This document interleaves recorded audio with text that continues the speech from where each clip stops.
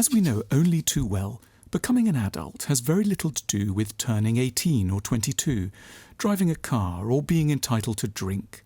An adulthood worthy of the name is an internal process which may postdate the acquisition of a formal adult identity by many years. We might be 92 and still, very slowly, be leaving adolescence behind. If we live to be 450, many of us would still be struggling to acquire the fundamental constituents of a grown-up mind. There is one definition of adulthood that it is worth focusing on in particular. Adulthood as defined by the discipline of psychotherapy, which more than any other is devoted to working out a path from psychological infancy to maturity. So, here are 12 elements of an adult identity as seen through the lens of psychotherapy. 1. We understand at last some of the ways in which our childhoods have shaped who we are today.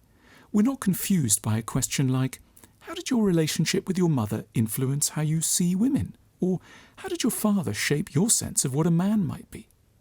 2. We give up on the temptations of believing that we might be simpler than we are. We stop saying that the past doesn't matter, that we can change whatever we like about ourselves simply by wanting to do so, that willpower is everything, and more modestly accept that we might need to explore our minds rather more deeply than would be convenient if we're going to be able to bring about the changes we seek. 3. We develop a sober appreciation of how easy it is to lie to ourselves. We have a sense of the massive hold of denial on our relationship to reality. We appreciate how easily we may get sad when we're in fact angry, anxious when there's a specific thing that concerns us, or stern and proud when we're warding off vulnerability. We get a measure of our powerful wish to evade ourselves. 4. We learn to tell others with slightly more accuracy what's really going on inside us. We don't expect to be understood without speaking. We learn to translate our paranoia and rage into something that someone else will be able to hear. We sulk a little less. 5. We understand, when we aren't tired, the difference between what someone meant to do to us and what we experienced at their hands. We realize that not every hurt we register was powered by a conscious desire to harm us. 6. We forgive ourselves for the strangeness of our minds. We learn to almost delight in how odd we are, what peculiar thoughts are constantly flitting through consciousness, the daunting surprises of our fantasies and dreams, and the perpetual ups and downs of mental life. We don't condemn this in ourselves or censor it too much in others. We take comfort from knowing that there is a strong difference between a thought and an action. 7. We allow ourselves to get angry at certain things that might have happened around those who put us on the earth, but we don't stay stuck in a position of fury.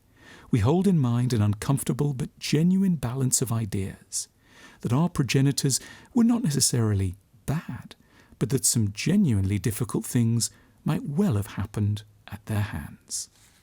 8. We accept that sometimes reality may be less awful than we assume it will be, because we appreciate how much of our difficult histories may be colouring the lenses through which we look at the world. We accept that catastrophes don't happen as often out there as they do in our minds. 9. We accept how many of our moods rely on the vagaries of our bodies. We get better at monitoring how much we sleep. We become passionate about early nights. We never try to have any significant conversations with anyone past 9 p.m. 10. We learn that we are not compelled to say everything that passes through our minds the moment it does so. We might register a wish to blow up a relationship and take up with someone new and hold the thought inside for now. We achieve a little more space between what we feel and what we need to do and say. We learn to move slowly. 11. We get patient and encouraging towards those who are less advanced than we are. We don't hold it against them that they haven't already figured everything out. We guess that there might be something more hopeful and tender lurking beneath their bad mood or anger. We remember how often people have cut us slack and cut them slack in turn. We know and get bored by how easy it is to condemn. 12. We remain aware that any progress we feel we've made is always liable to be temporary. We hold our victories lightly.